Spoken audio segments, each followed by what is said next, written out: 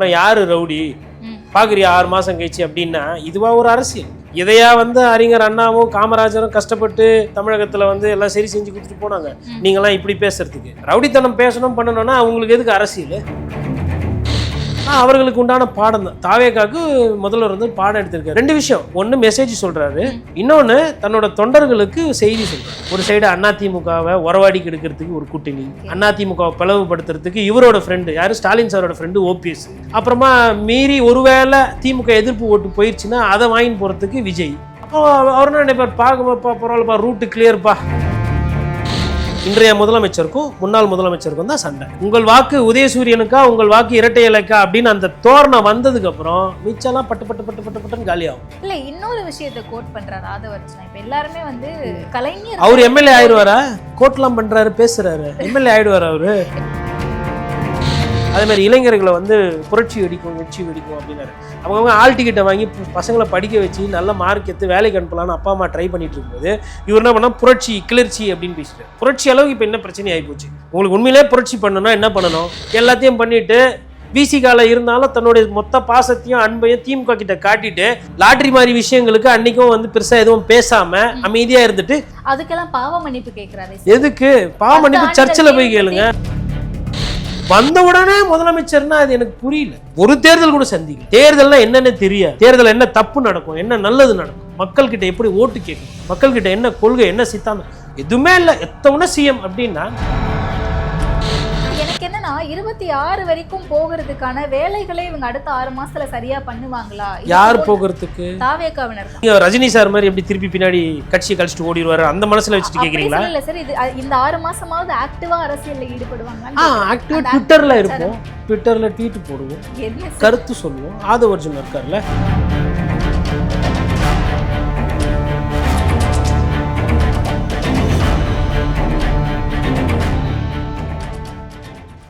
ஆச்சி அதிரசமா விடுங்க, கையில தட்டி சூடான எண்ணெயில பொரிச்சா அதிரசம் ரெடி. சமீபத்துல தமிழக வெற்றி கழகத்தினுடைய சிறப்பு பொதுக்குழு கூட்டம் நடந்து முடிஞ்சிருக்கு. அதுல பலரும் தங்களுடைய கருத்துக்களை முன் வச்சாங்க. விஜய் அவர்களும் பேசியிருந்தாரு. ஆதவர்ஜுனா அவர்கள் ரொம்ப கடுமையா திமுகவை சாடியிருந்தாரு. விஜய் அவர்கள் கடுமையா சாடினதை தாண்டி ஆதவர்ஜுனா நிறைய இடங்கள்ல ஒருமையில பேசியிருந்தாரோ அப்படின்ற கேள்வியும் இருந்துச்சு. அண்ட் அதற்கு இன்னைக்கு முதலமைச்சர் பதிலடி கொடுத்திருக்காரா அப்படின்ற வகையில தான் அதை பார்க்க வேண்டியிருக்கு. ஏன்னா எந்த கொம்பனாலும் திமுகவை வீழ்த்த முடியாது அப்படின்ற மாதிரி பேசி முதலமைச்சர் ஆதவர்ஜுனா அவர்களை மனசுல வச்சு எந்த கொம்பனும் சொன்ன மாதிரி எனக்கு தெரியல. ஓகே, ஆதவர்ஜுனாவுக்கு பதில் சொல்றதுக்கு முதலமைச்சர்லாம் இருக்கிற வேலையை விட்டு இறங்கி வர வேண்டிய அவசியமே கிடையாது. உங்க கட்சியில் இருக்கிற கிளை செயலாளர் போதும். ஏன்னா கிளை செயலாளரோ வட்ட செயலாளரோ டெஸ்டட் அண்ட் ப்ரூவன் வாக்கு அரசியல். இன்றைக்கு யாரோ கிளம்பி இந்த இயக்கத்தை இழுச்சு யாருன்னு அவர் சொன்னார்னா மேபி விஜய் அவர்களை சொல்லாம சொல்லியிருப்பாங்க. விஜய் தான் அதனால ஆதவர்ஜுனா அவரோட பேச்சுல ஒரு நாகரிகம் இல்லை, ஒரு கண்ணியம் இல்லைன்ற மாதிரி நான் பேசுறேன். அதாவது 10 வருஷமா கூட இருந்து உழைச்சிட்டு கிழிச்சிட்டு எல்லாத்தையும் அந்த கட்சியில இந்த கொடியெல்லாம் போட்டு சுத்தினப்பெல்லாம் தெரியல. ஒரு பாராளுமன்றத்தில் சீட்டு கொடுக்கல அப்படின்ற அந்த ஒரு பிரச்சனை தான். அந்த பிரச்சனைக்கு பெருசு பண்ணி அதுக்கப்புறமா விசிகா போறாங்க. அதுக்கப்புறம் அங்கிருந்து விசிகால இருந்து பிரச்சனையாகுது. அதுக்கப்புறமா தாவேகா வராங்க. இப்போ வந்ததுக்கப்புறம் யாரு ரவுடி பாக்குறியா 6 மாசம் கழிச்சு அப்படின்னா இதுவா ஒரு அரசியல்? இதையா அறிஞர் அண்ணாவும் காமராஜரும் கஷ்டப்பட்டு தமிழகத்துல எல்லாம் சரி செஞ்சு கொடுத்துட்டு போனாங்க. நீங்களாம் இப்படி பேசுறதுக்கு ரவுடித்தனம் பேசணும் பண்ணணும்னா அவங்களுக்கு எதுக்கு அரசியல்? அரசியல் வேற, ரவுடித்தனம்ன்றது வேற. ரவுடின்ற வார்த்தை எதுக்கு அரசியல்வாதி வாயிலிருந்து வருது? என்ன சொல்ல வரீங்க நீங்க? யார் பெரிய ரவுடினா எங்க போட்டி நடக்குது, இல்லை யாரு வேற எதனா பண்ணுவாங்கன்னு போட்டி நடக்குதா? அதனால அது அநாகரிகமான பேச்சு. அதை திமுகவும் கேட்டுக்கொண்டு அமைதியாக இருக்கிறாங்க. ஆனா முதல்வர் விஜய் அவர்களை மனசுல வச்சுதான் அவர் பேசியிருப்பாரு. அதை தாண்டி அந்த நிகழ்ச்சியில அந்த எமர்ஜென்சி காலத்துல ஒரு சிலர் மேடை கொடுத்தாங்க, வீட்டுக்கு சாப்பாடு போட்டாங்க, அதுக்கப்புறம் ரைஸ் மில்ல வாடகைக்கு கொடுத்தாங்க, நாங்கள் கூட்டம் போடுறது கலைஞர் அவர்கள்னு சொல்லிட்டு அந்த கட்சி யாரெல்லாம் என்னென்ன கான்ட்ரிபியூட் பண்ணாங்க, எப்படி வந்ததுன்றத அழகா கோடிட்டு கட்டுறது. அது நன்றியோட அதை நினைவு கூறுறாரு. அது மிசா காலகட்டத்தில் இந்த பாதி பிரச்சனைக்காரது காங்கிரஸ் கட்சி, ஆனா அதை சொல்ல மாட்டாங்க. அதை நடுவில் கொஞ்சம் பக்கத்தை காணுன்ற மாதிரி அதை மறைச்சிட்டு, பட் திமுகன்ற அந்த கட்சி என்ன, எவ்வளோ பேர் அதற்கு தியாகங்கள் செஞ்சுருக்கிறாங்க, இவ்வளோ பேர் அந்த காலத்தில் உணர்வோடு இருந்தாங்க அப்படின்னு சொல்லி ஒரு முதலமைச்சராக இருக்கிறவர் நேரத்தை ஒதுக்கி இந்த வயசில் முதலமைச்சர் நிறைய வேலை இருக்கும்போது கட்சி வேலையை ஒரு திருமணத்துக்கோ இல்லை ஒரு வீட்டு விசேஷம் அப்படின்னா கட்சிக்காரர்கள் நிகழ்ச்சி போகிறார்ல. இப்போ புதுசாக ஆரம்பித்த கட்சி ஆரம்பித்த விஜய் அவர்கள் இந்த மாதிரி எங்கன்னா போய் திருமணமோ இல்லை எதனா ஒரு நிகழ்ச்சி கட்சிக்காரர்களோட நிகழ்ச்சி பார்த்து இந்த மாதிரி எதனா பேசியிருக்குங்களா? குறைந்தபட்சம் இறந்தவர்களுக்கு அஞ்சலியே சரியில்லை.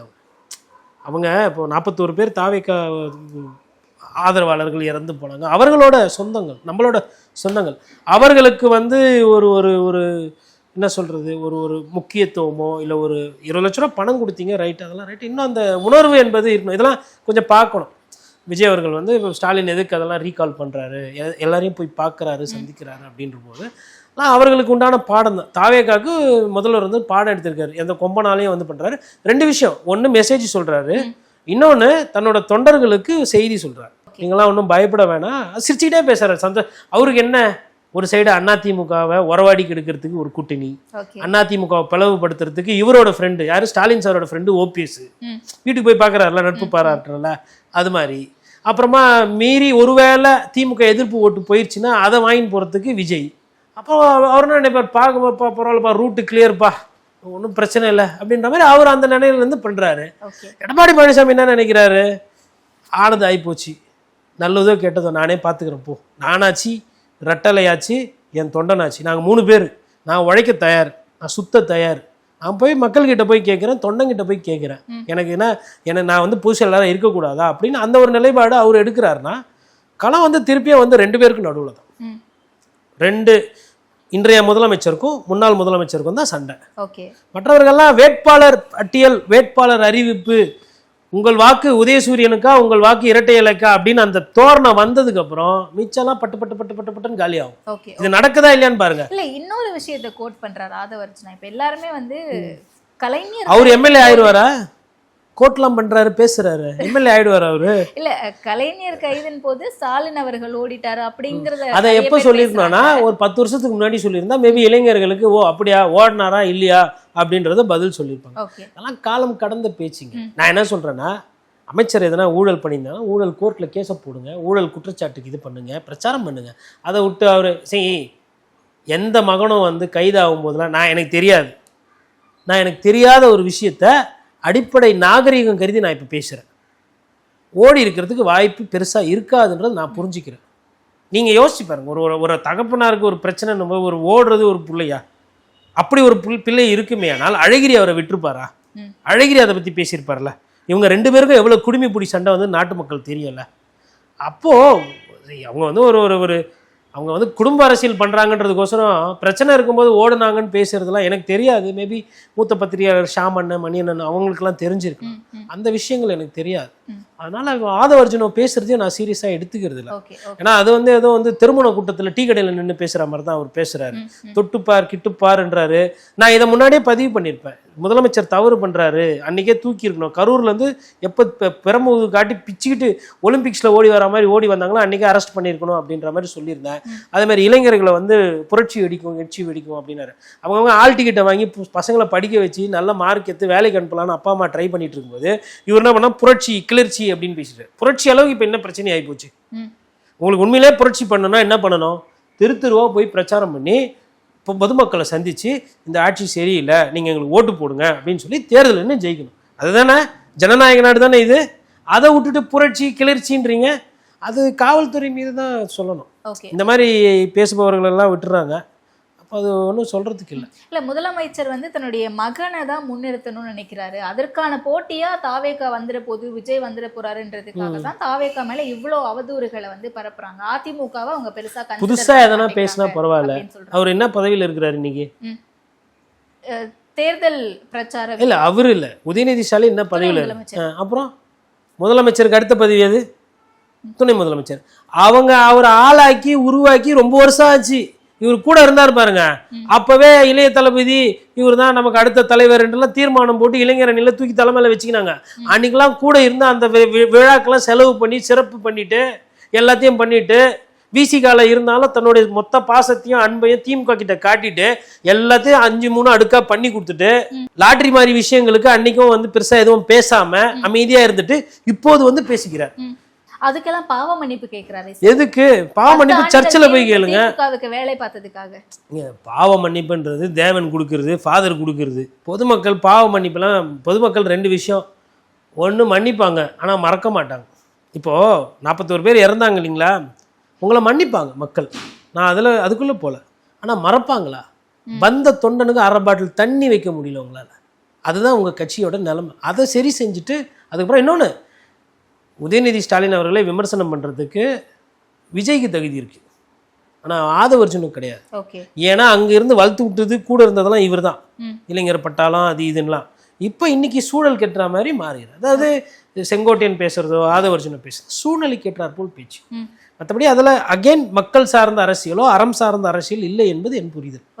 இதனால வந்து ஒரு பேசு பொருளாகவும் செய்தியில் நம்ம பேசுவோம், இப்போ நம்ம ஊடகத்தில் பேசுவோம். இதனால ஒரு மக்களுக்கோ இல்லை ஒரு தொண்டருக்கோ எதனாவது ஒரு விஷயம் வாழ்க்கையில் மாறுதா அப்படின்னா அது இல்லை.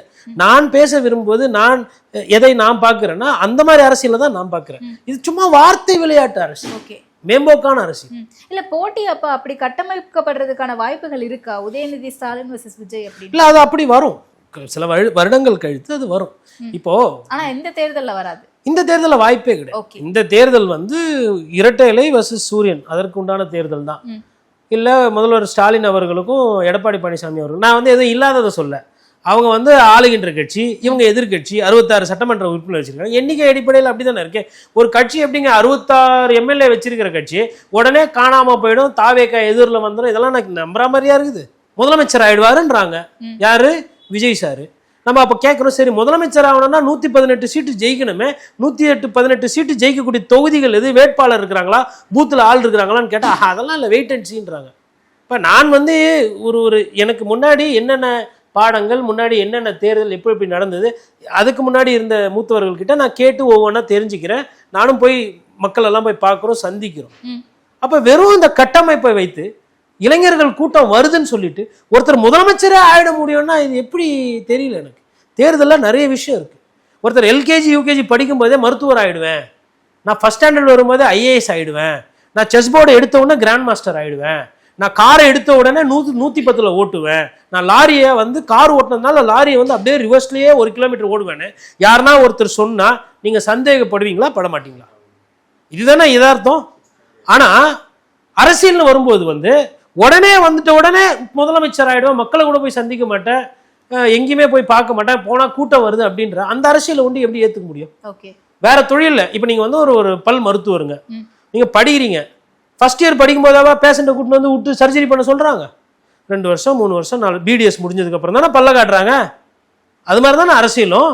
வந்த உடனே முதலமைச்சர்னா அது எனக்கு புரியல. ஒரு தேர்தல் கூட சந்திக்கல.